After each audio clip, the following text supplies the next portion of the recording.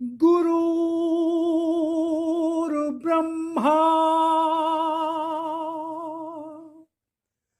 गुरुर्विष्णु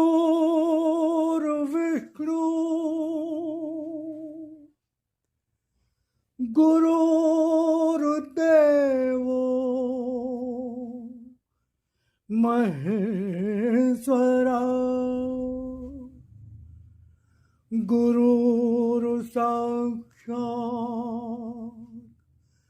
परब्रह्म तस्मै श्री गुरुवे नमः।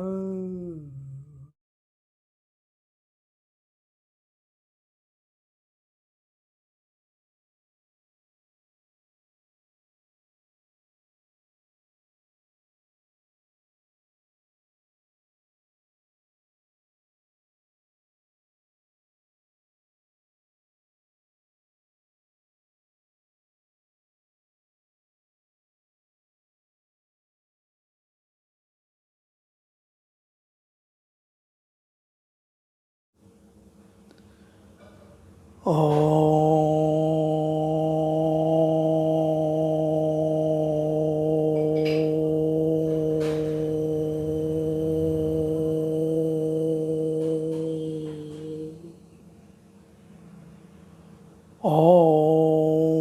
भूर्भुवः स्वः तत्सवितुर्वरेण्यं भर्गो देवस्य धीमहि धियो यो नः प्रचोदयात्। हे प्राण स्वरूप, दुख नाशक, सुख स्वरूप परमात्मा, मैं तेरे उस अनिर्वचनीय तेज का ध्यान करता हूँ जो आनंद देने वाला है। हे प्रभु, मेरी बुद्धि को, मेरे कर्मों को अपनी ओर ले चल। ओम ओम ओम। भगवान ने कहा, जन जन तक पहुँचो, जहाँ अंधकार है उस मन तक पहुँचो जहाँ मेरी पुकार है।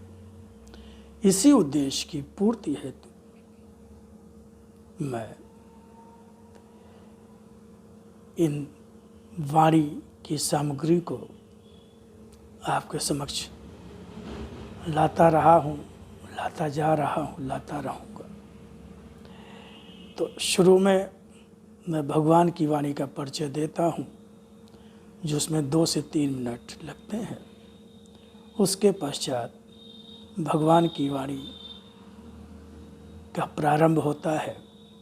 अगर आप बहुत व्यस्त हैं, समय नहीं है, तो मैं समय दे देता हूँ कि कहाँ से भगवान की वाणी का प्रारंभ होगा। तो समय का अभाव होने पर आप वहाँ से उसको सुन सकते हैं, अन्यथा मेरा तो निवेदन आग्रह होगा कि आप उसको पूरा ही सुने। ओम ओम ओम राम।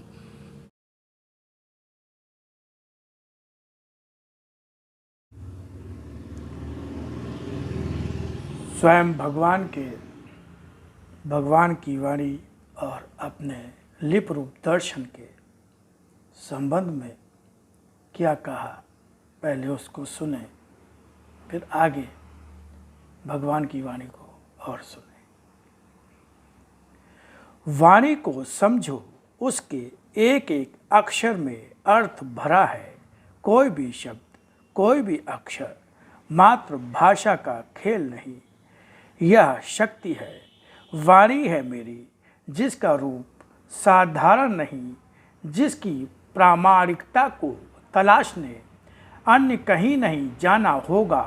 फिर भी उसके अक्षरों में मेरी वाणी का विश्वास लेकर, उसके रूप में मेरी शक्ति के दर्शन का विश्वास लेकर ही डूब जाना होगा। तभी पहचान सकोगे मेरी, तभी पहचान पा सकोगे मेरी, तभी पहचान पा सकोगे मेरी।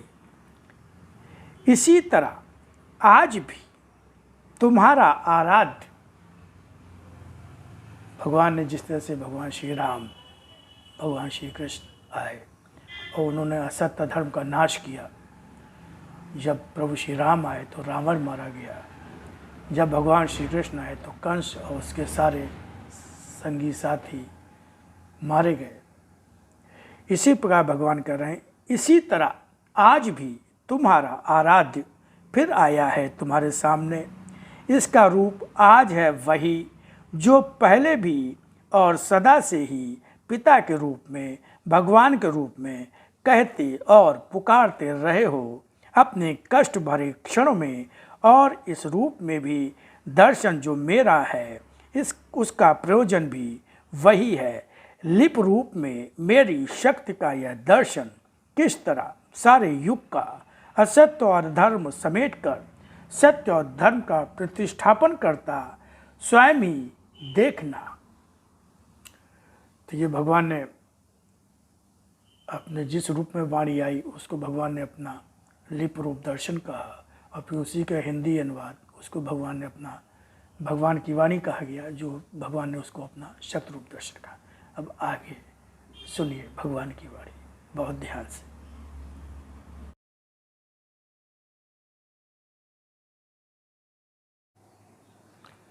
अध्यात्म आत्मा का ही भोजन, आत्मा का ही ऐसा ज्ञान होता है जो आत्मा से उपजकर जीवन को भाषा दे देता है, जो अगर बुद्धिहीन भी हो तो उसके भी मुख से फूट पड़ेगा। मनुष्य की आयु और बुद्धि, शिक्षा, दीक्षा किसी का भी कोई अर्थ नहीं होता।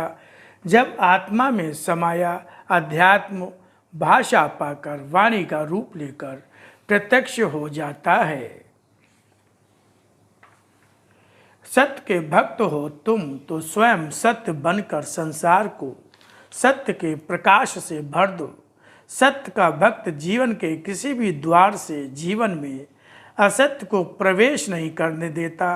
मन में जब भी मेरी वाणी के विरुद्ध भावों को धारण करते शब्दों को छल भरी चादर से ओढ़ाकर मेरे सामने आते हो, कर्म तो स्वतः असत्य रूप में करने ही लगते हो, तब क्या अपने आप को सत्य का भक्त कह भी पाओगे? मैं सत्य रूप में ही अपने भक्त को भक्त कहना स्वीकार करता हूँ। यदि मुझसे मेरा प्यार चाहते हो तो भी मेरे अनुसार ही स्वयं को बनाना होगा। यदि मुझसे मेरी कृपा चाहते हो तब भी स्वयं को मेरा कृपा पात्र बनने योग्य ही बनाना होगा। कृपा पात्र बनने के लिए स्वयं को सुख, ऐश्वर्य और संपन्नता की ओर नहीं, त्याग की ओर ले जाना होगा। तुम्हारा त्याग ही तुम्हें भक्ति पथ पर बढ़ा सकता है। जब त्याग के लिए मन को तैयार कर पाओगे, तुम्हारे मन पर चिपका असत्य स्वयं छूटकर गिरने लगेगा, क्योंकि त्याग जिन वस्तुओं का चाहा है, जिन वृत्तियों का चाहा है, जिन बाधाओं और कर्मों का चाहा है, वह त्याग की भावना दृढ़ होते ही स्वयं होने लगेगा। मनुष्य के मन की आसक्ति हर उस वस्तु, स्वाद, इच्छा और वृत्तियों से चिपकी होती है जो असत्य है। आसक्ति रूप से है, तब रूप भी ठहरने वाला नहीं है। आसक्ति शरीर के समय से है, जो कभी तुम्हारा बचपन या जवानी कहलाता है। क्या वह समय रुक पाएगा? यह तो तुम्हारे हाथों या सारे अंगों से पकड़ा हुआ भी फिसल जाएगा, तुम्हें पता भी नहीं चलेगा। आसक्ति अपने संबंधियों से करते हो। संबंधियों के स्वार्थ पूरे ना होने पर वे भी तुम्हें छोड़ते चले जाएंगे। आसक्ति अपने पद, धन, संपत्ति, मकानों और ऐश्वर्य से करते हो। ये भी सब तुम्हारे साथ छोड़ देंगे, क्योंकि तुम्हारा अधिकार अपने प्राणों पर भी नहीं है। जो शरीर को जीवित कहलाने का नाम देता है, जब प्राण शरीर को छोड़ देगा, तुम्हारा पद, ऐश्वर्य, संपत्ति, मकान सभी तुम्हारा साथ छोड़कर किसी दूसरे के हो जाएंगे।